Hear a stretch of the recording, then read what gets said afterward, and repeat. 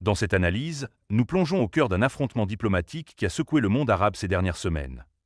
L'Algérie, héritière d'une révolution anticoloniale parmi les plus sanglantes et les plus glorieuses du XXe siècle, s'est retrouvée seule face à une résolution américaine qui, dans sa version initiale, visait ni plus ni moins qu'à imposer une administration internationale sur Gaza. Une sorte de protectorat déguisé qui aurait relégué la souveraineté palestinienne aux oubliettes pour des décennies. Pourquoi le Hamas, pourtant en première ligne, a-t-il publiquement qualifié l'Algérie des « espoirs authentiques » du peuple palestinien?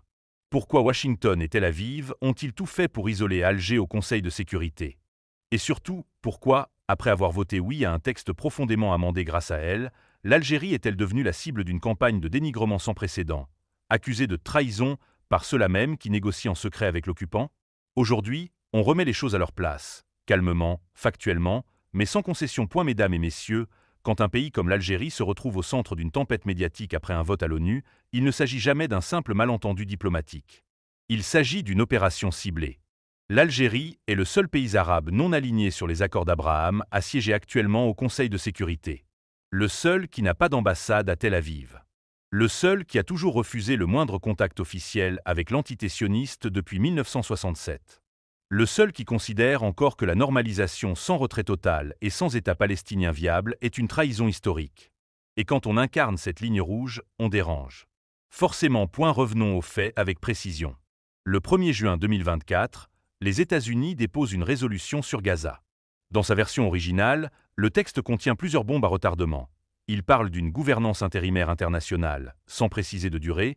Il reste volontairement flou sur le rejet du déplacement forcé de population. Il ouvre la porte à une reconstruction sous supervision étrangère qui aurait pu ressembler à s'y méprendre à l'administration civile israélienne de 1967 à 2005, Empire. Parce que cette fois légitimée par l'ONU. Plusieurs pays arabes et musulmans sont immédiatement consultés. Le Qatar, l'Égypte, la Jordanie, l'Arabie saoudite, les Émirats arabes unis, la Turquie. Tous participent aux discussions préliminaires. Tous proposent des amendements. Tous savent que le texte est dangereux. Et pourtant, quand le texte final arrive au vote le 10 juin, après 9 jours de négociations intensives à New York, qui prend tous les coups? L'Algérie. Celle qui n'était même pas dans les discussions secrètes du début. Celle qui a débarqué dans la salle avec un stylo rouge et une seule consigne.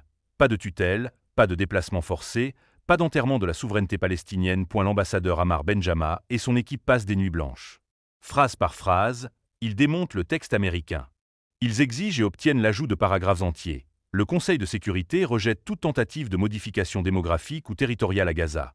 Toute solution doit garantir le droit inaliénable du peuple palestinien à l'autodétermination. La gouvernance de Gaza doit revenir aux Palestiniens eux-mêmes sans tutelle étrangère prolongée. Ils arrachent même la mention explicite de la solution à 2 États sur les lignes de 1967 avec Jérusalem-Est comme capitale. Sans ces amendements, la résolution aurait été une catastrophe juridique. Avec ces amendements, elle devient un texte bancal, certes, mais qui ferme les portes les plus dangereuses. Et c'est là que l'Algérie vote oui. Pas par enthousiasme. Par responsabilité. Parce que refuser aurait signifié bloquer l'aide humanitaire immédiate et laisser passer la version initiale toxique lors d'un prochain vote où elle n'aurait plus eu de levier. Le ministre des Affaires étrangères Ahmed Attaf le dira sans ambages quelques jours plus tard. Nous avons voté un texte que nous avons rendu défendable, pas un texte que nous aurions écrit de A à Z. Sans notre intervention, ce texte aurait été une capitulation en bonne et due forme. L'ambassadeur Benjama ira plus loin devant la presse. Ceux qui nous accusent de trahison devraient d'abord nous dire ce qu'ils ont obtenu, dans les couloirs où ils négocient depuis des mois. Et là, c'est le déluge. Sur TikTok, sur Twitter, dans certains médias du Golfe, dans des déclarations hâtives de porte-parole de factions palestiniennes mal briefées, une seule narrative, l'Algérie a trahi la Palestine. Drôle de trahison, quand on est le seul pays à avoir imposé des lignes rouges que personne d'autre n'a osé défendre publiquement. Drôle de trahison, quand ceux qui crient le plus fort ont des vols directs vers Tel Aviv ou des contrats gaziers avec l'occupant. Drôle de trahison, quand le représentant permanent de la Palestine à l'ONU, Riyad Mansour, remercie officiellement l'Algérie pour son rôle décisif, mais que cette déclaration passe sous les radars parce qu'elle ne fait pas le buzz. Ce qui s'est passé est une mécanique classique. Quand il faut un bouc émissaire pour canaliser la colère populaire, on désigne celui qui refuse de jouer le jeu collectif de la compromission silencieuse. L'Algérie était dans une position impossible. Si elle votait non ou s'abstenait, on l'accusait d'isoler Gaza et de bloquer l'aide. Si elle votait oui après avoir neutralisé les pièges, on l'accusait de légitimer l'Amérique. Elle a choisi la seule option qui protégeait concrètement les intérêts palestiniens dans l'immédiat. Limiter les dégâts d'un texte imposé, tout en empêchant qu'il devienne un précédent mortel. C'était le choix du moindre mal, mais aussi le choix du plus grand courage, parce qu'elle savait qu'elle allait payer seule le prix politique. Ceux qui ont suivi les négociations de près le savent. Sans l'intransigeance algérienne, la résolution aurait validé une forme de mandat international sur le modèle du Kosovo ou de la Bosnie, c'est-à-dire une souveraineté palestinienne sous perfusion pendant 20 ou 30 ans.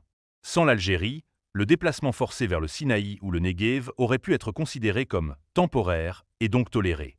Sans l'Algérie, la reconstruction de Gaza aurait été confiée à des entreprises liées aux Émirats ou à des fonds qataris sous supervision américaine, avec Israël gardant le dernier mot sécuritaire. Tout cela a été bloqué grâce à des amendements arrachés de haute lutte. Et pourtant, les représentants officiels palestiniens, ceux qui étaient vraiment dans la boucle, n'ont jamais accusé l'Algérie. L'ambassadeur de Palestine en Algérie, Fayet Abou Aïta, l'a répété à plusieurs reprises, nos frères algériens ont été exemplaires. Nos consultations sont permanentes, notre confiance est totale.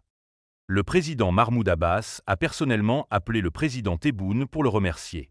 Mais dans le bruit des réseaux sociaux, ces voix-là sont inaudibles. Ce qui nous ramène à l'essentiel. La cause palestinienne n'a pas besoin de plus de slogans vides. Elle a besoin de moins d'hypocrisie. Elle a besoin que ceux qui ont normalisé en 2020 arrêtent de donner des leçons de résistance à ceux qui n'ont jamais plié. Elle a besoin que l'on cesse d'utiliser la souffrance du peuple de Gaza comme arme politique contre les rares États arabes qui tiennent encore debout. L'Algérie n'a pas besoin de prouver son engagement. Son histoire parle pour elle. 1,5 million de martyrs pour chasser le colonisateur français, des dizaines de milliards de dollars d'armes et de formations offerts à l'OLP dans les années 70 et 80, l'accueil de Yasser Arafat comme chef d'État dès 1974, le refus catégorique de toute relation avec Israël depuis 1967, le soutien à Nelson Mandela quand Alf Le Monde le traitait de terroriste, le soutien au Polisario, à l'ANC, à tous les mouvements de libération nationale. L'Algérie n'a pas d'ambassade à Tel Aviv. L'Algérie n'a pas signé les accords d'Abraham. L'Algérie n'a même pas de vol direct avec Israël. Et elle ne le fera jamais. Alors oui, ce vote a fait mal à beaucoup de cœurs sincères. Parce que pour des millions d'Arabes et de musulmans, la Palestine n'est pas une cause parmi d'autres. C'est une part de notre identité. Mais ceux qui aiment vraiment la Palestine doivent comprendre une vérité dure. Dans ce monde où l'occupant a le droit de veto, où il a les armes, l'argent, les médias et la majorité des capitales arabes dans sa poche, la bataille ne se gagne pas seulement avec des slogans purs. Elle se gagne aussi dans les salles fermées du Conseil de sécurité, dans les nuits blanches à New York, dans le combat mot par mot pour empêcher que le droit international ne devienne un outil de plus au service de l'injustice. L'Algérie a choisi ce combat-là. Le combat silencieux. Le combat ingrat. Le combat qui ne fait pas de vues sur YouTube, mais qui sauve des droits et protège des vies. À la fin, l'histoire jugera. Elle jugera ceux qui ont applaudi la normalisation tout en versant des larmes de crocodile sur Gaza. Elle jugera ceux qui ont négocié en secret tout en criant à la trahison publique.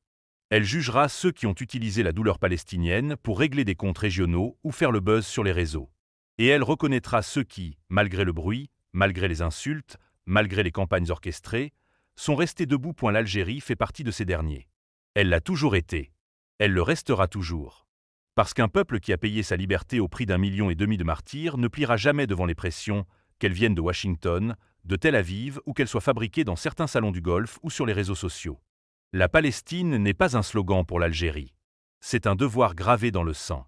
Et ce devoir, nous l'accomplirons jusqu'au bout, avec ou sans applaudissements, avec ou sans compréhension immédiate, mais avec la certitude tranquille de ceux qui savent que la dignité n'a pas de prix. Vive la Palestine libre et souveraine, de la mer au Jourdain.